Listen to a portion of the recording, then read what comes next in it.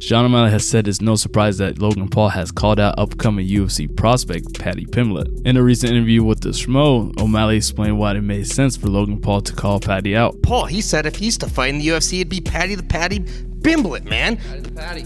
But listen, man, Logan Paul walks around at 200 pounds or so, man, and Paddy fights at 155. Obviously, he balloons up maybe to 175, if that. But why is Logan and why is Jay keep calling out guys that are not their size?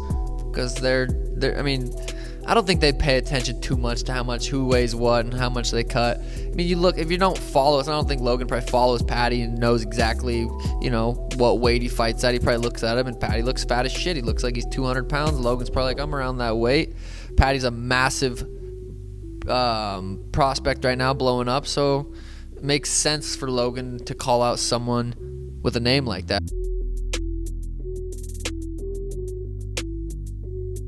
Dustin Poirier is unaware of the proceedings regarding a potential fight with Nate Diaz. The Diamond was recently asked on Twitter whether he was going to fight the Stockton native. Poirier responded by saying that he had not heard anything regarding the topics in the last 2 months. Diaz and Poirier have been calling each other out for a fight on social media for a long time, pretty much ever since the Louisiana fell short of the lightweight goal for the second time last December. UFC President Dana White said in a January interview with the ESPN MMA that he was interested in the matchup. However, it is April now, and the fight has still not come to fruition. Nick Diaz is reportedly preparing for a fight in 2022, and while that's exciting for many fans, former fighter Josh Thompson believes it's all about the paychecks for the elder Diaz brother. During a new episode of the Weighing In podcast, Josh Thompson and Big John McCarthy debate on whether Nick Diaz was trying to fight out of his UFC contract or pad his retirement funds. After estimating Diaz has something like 3 fights or more on his contract, Thompson said this. 9 years old, yeah, something like that. Yeah. I mean, I don't think that he's gonna be able to fight out his contract and go somewhere else unless he wants to fight into his mid-40s.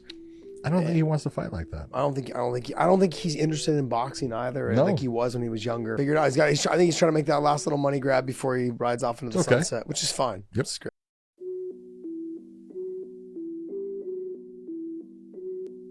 Aljamain certainly believes he got the better of Petr Yan in their first 3 rounds of their rematch. On the latest episode of the Weekly Scraps podcast, the UFC bantamweight champion weighed in on his second fight with Yan. While Funkmaster admits that he lost the championship rounds, he still believes he won the fight comfortably. Aljamain said, "So that 4th round, I felt that I was comfortably up 3 rounds, with 2 possible 10-8 rounds, at least 1. That 2nd round, I literally gave away 2 rounds, the 4th and the 5th, trying to do jiu-jitsu. In my opinion, I gave him those 2 rounds, and I still feel I comfortably won that fight." What are your thoughts? Do you think that Petr Yan won the fight, or did Aljamain win that fight? Leave your comments down below.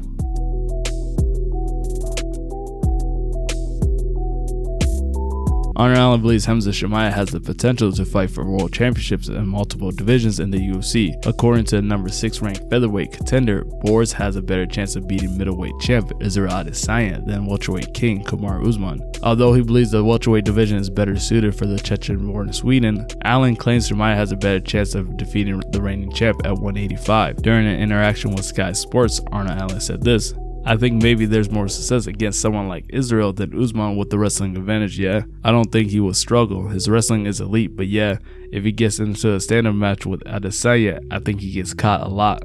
Arnold Allen is a pretty smart guy, but do you think that Khamzat Chimaev matches up with Israel Adesanya better than Kamaru Usman? Let me know down below. In a recent post to social media, Francis Ngannou offered fans a sneak preview on his way to recovery. Ngannou could be seen without crutches for the first time since his knee surgery in a video he posted on Instagram. Gilbert Burns believes Kamaru Usman will beat Khamzat Chimaev if and when the welterweight duos lock horns. Burns has a good understanding of both fighters, having shared the octagon with Usman last year and Chimaev at the recently concluded UFC 273 pay-per-view event. Speaking to TMZ Sports, Burns addressed a potential Usman and Chimaev matchup. I think Kamaru gets the win right now. It might be a little biased for me because I like Kamaru. He's tremendous respect to the guy. Fought him, but he finished me. That guy didn't. And I think I put Kamaru a little bit on a different level.